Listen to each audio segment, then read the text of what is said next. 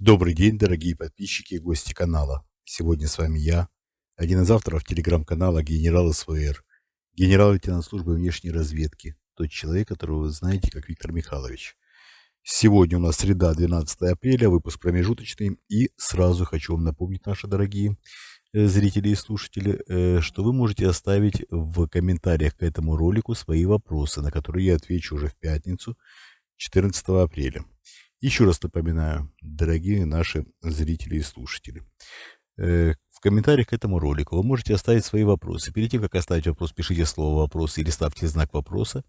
И на самые популярные вопросы, которые наберут, вероятно, наибольшее количество лайков, я отвечу в пятницу, 14 апреля. Я отвечаю на те вопросы, которые в рейтингах YouTube ставят на первые места.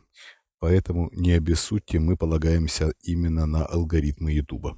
Если вы хотите получить практически 100% ответ на ваш вопрос, пишите у нас в Patreon, подписывайтесь, пишите вопрос, там я отвечаю на все вопросы.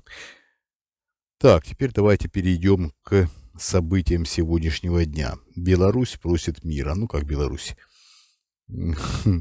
Александр Лукашенко, узурпатор власти в Республике Беларусь, просит мира. Просит, чтобы Украина и Россия сели за стол переговоры и начали очередной Минск-3 или Минск-4 или Минск-25. Это уже не суть важно. Номер только упорядочивает список. Только и всего. Никаких договоренностей на сегодняшний день подписывать никто не будет, конечно. Путин не готов уступать. Он пребывает в иллюзиях, что все еще будет продолжаться и довольно долго. Да, на сокрушительную победу в Украине он уже не верит, конечно. В сокрушительную победу, вернее, он уже не верит. Он верит в то, что время работает, как ни странно, на него.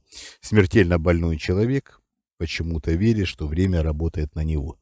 Такое действительно бывает, такое бывает во многих практиках, мы уже с вами это обсуждали, и в медицинской практике это довольно широко известный случай, и я думаю, что многие из вас имели такую возможность убедиться в том, что люди, которым суждено жить совсем немного, строят планы на будущее. Путин, еще раз повторяю, почему-то по одному ему известным причинам считает, что время работает на него. Он считает, что в скором времени страны Запада устанут и перестанут помогать Украине. Но он рассчитывал, вы же помните, наши уважаемые зрители и слушатели, помните прекрасно, что в преддверии зимы Путин рассчитывал на то, что Украина замерзнет. Замерзнет Европа, замерзнет Украина, все замерзнут. В Украине не будет света, газа, тепла и воды, и канализации, ничего не будет, и украинцы сами прибегут к нему просить о пощаде. Но не так случилось, как думал президент России. Наступают для России уже сложные времена, в которые вогнал Путин страну. Вчера во время совещания с Путиным Эльвира Набиуллина рассказала, да, на публику она рассказала много замечательных и оптимистических вещей, но когда общалась напрямую с президентом, там оптимизмом и не пахло. Плевать хотела Набиуллина на мнение президента по какому-то вопросу. Надо дать должное, Набиуллина в лицо говорит президенту очень неприятные вещи. Ну, по крайней мере, объективные. И надо опять-таки упомянуть, что президент не снимает Набиуллину, несмотря ни на что. Набиуллина сказала, что очередной раз подтвердила свои же прогнозы, о том, что большой кризис в России, в российском финансовом секторе начнется в начале осени этого года и будет только усугубляться.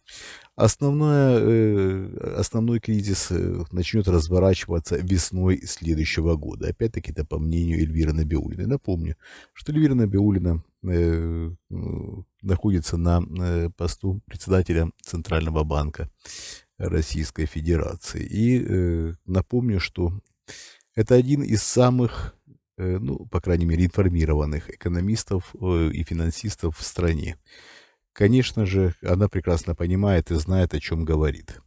В прошлом году те меры, которые были предприняты в финансовом секторе, в том числе и самой Набиуллиной, сыграли на руку нынешнему российскому руководству, но всему приходит свой конец. И прочность российской финансовой системы начнет испытание на прочность уже в сентябре этого года.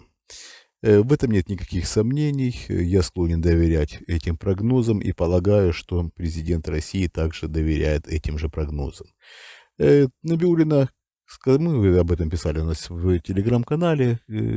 Я вам только хочу сказать дополнительно, что введение военного положения, которое Путин планирует, опять-таки, мы же говорили о том, что будет мобилизация, будет запрет на выезд, и все об этом говорили. Многие скептически, опять-таки, были настроены по этому поводу, но жизнь показала, что, к сожалению, мы не ошибаемся. И те прогнозы, которые мы даем, основываясь на той информации, которая у нас есть напрямую из окружения президента, к сожалению, эта информация практически всегда подтверждается.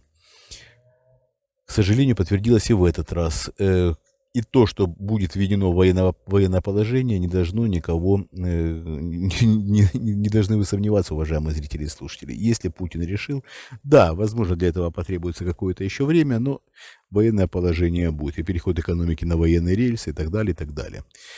Все это только усугубит ситуацию и ждет Россию огромный, просто огромнейший экономический кризис. К сожалению, Путин загоняет страну в глубочайшую задницу. Есть возможности, конечно, противостоять этому, есть возможности сопротивляться. Посмотрим, как отреагирует гражданское общество когда власть предоставит достаточное количество триггеров и достаточно поводов для того, чтобы начать активное сопротивление. Я уверен, что борьба развернется и довольно скоро. Ну, скоро я имею в виду в исторической перспективе. Я имею в виду в этом году начнется активная борьба. Надеюсь, что она не будет сильно долгой и закончится все победой тех сил, которые поведут страну по демократическому пути развития. Я об этом уже говорил не раз. Ну, а что касается большого перемирия или желания Лукашенко остановить войну, здесь как бы все понятно. Лукашенко стремится упрочить свои позиции перед контрнаступлением Украины. Надо понимать, что очень много вбросов в последнее время по поводу контрнаступления украинских войск. Надо понимать, что все надо отслеживать по факту. Как только оно начнется, тогда и будем смотреть, что происходит и как происходит. Потому что очень много откровенных вбросов, в том числе в российскую прессу, в том числе и в мировую прессу. Вбросы и с российской стороны, и со стороны Запада. И сейчас идет большая информационная война. Здесь как бы стоит набраться терпения. И, скорее всего, как только погода позволит, украинские войска все же перейдут в контрнаступление. Лукашенко боится, что пойдет его режим в процессе геополитической турбулентности. И боится, что Украина может каким-то образом, то ли с помощью белорусских партизан, то ли с помощью тех людей, которые симпатизируют украинцам на территории Республики Беларусь, то ли с помощью тех белорусов, которые крайне недовольны нынешним положением дел в самой республике. И эти люди могут возмутиться, могут устроить вторую, более продуктивную революцию. Ну, либо смести каким-то другим образом. Узурпатор. Лукашенко играет в долгую, пытается играть на опережение. Так, это обсудили. Что у нас еще? У нас еще...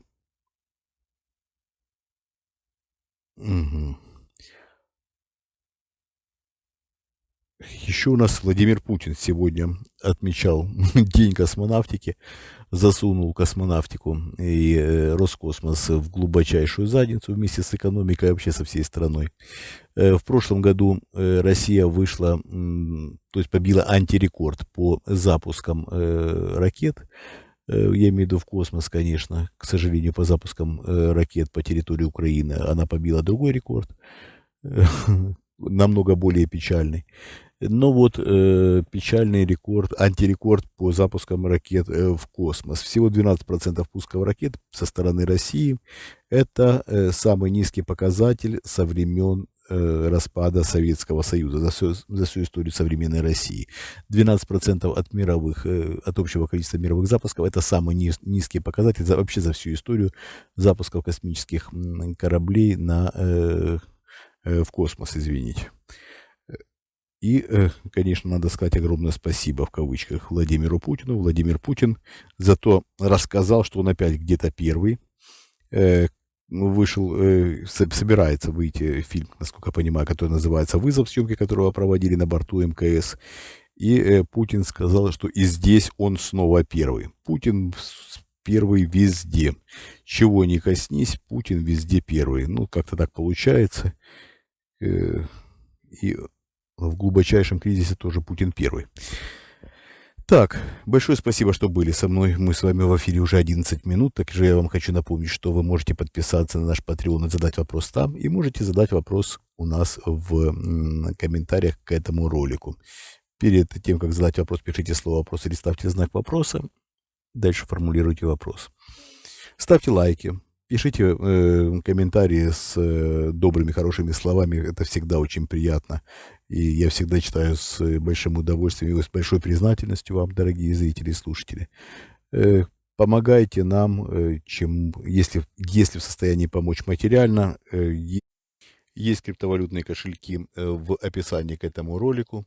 Также в описании к этому ролику есть подписка на наш Patreon. Есть спонсирование этого канала. Поэтому, если есть желание помочь, помогайте. Большое спасибо, что были со мной. Мы вас любим, это искренне, это самое главное. Всего доброго, до свидания.